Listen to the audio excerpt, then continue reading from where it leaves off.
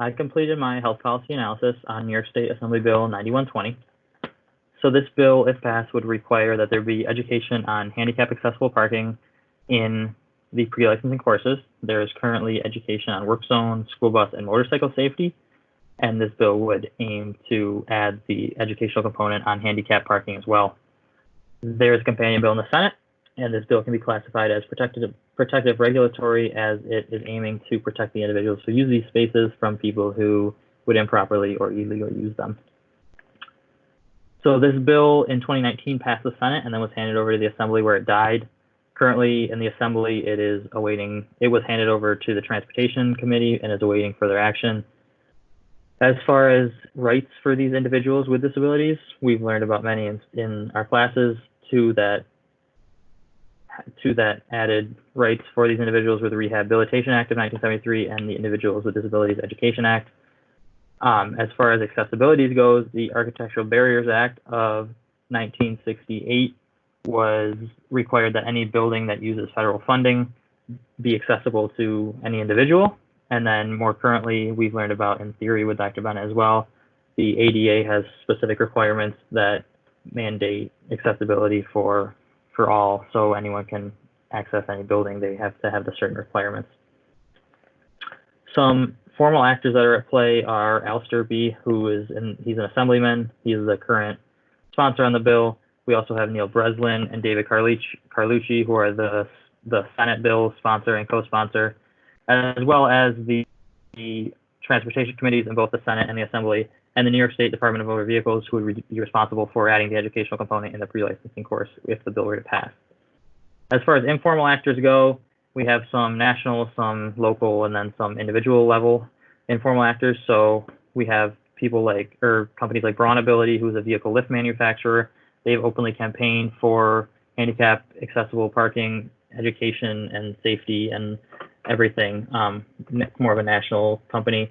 On the local level, we have companies or organizations such as Advocates and Exceptional Family Resources, which are two organizations in Syracuse that assist individuals with physical and developmental disabilities kind of go out into the community, complete their daily tasks. And then on the right, you have me with Rob, who I work for through Advocates. He requires the use of a wheelchair lift and a specialized van to get around, and we require the use of a handicap spot when we go into the community. So individuals such as Rob, mentors, families, caregivers are all considered informal actors. Moving forward, there are many social, practical, and legal forces that are acting on this policy. There's some social stigma that could be around some of the individuals' disabilities who require the use of these handicap parking spaces.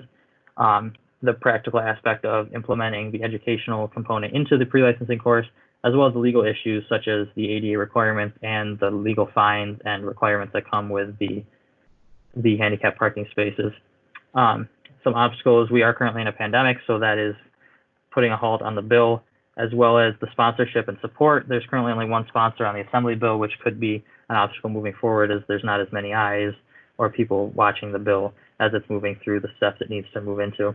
Moving forward, there needs to be an emphasis on momentum. So as the bill gets going, make sure that it keeps going in the way that it is, and that can be on the informal actors as well, as they're making sure that they're advocating for this bill and making sure that their elected representatives know they support this bill to keep an eye on it and keep it moving forward. As far as occupational therapy goes, we need to be advocates for these individuals. We treat many individuals who require the use of these spots, and we can be advocates for them and be their voice if they can't have one, or they can't support, or they can't communicate in their needs and wants effectively. As well as education. If we have families of very young kids who are going through this process for the first time and don't know what to do, we can educate them on these handicap spots and see if that is an option for them. So overall, we need to be there for them, be advocates for them, and make sure they know that this is an option, and make sure that they are given their fair chance, and make sure that these spots are available to them when they do need them. As this bill aims to add that educational component and making sure that those spots will be available to them when and if they need them. Here are my references, and thank you.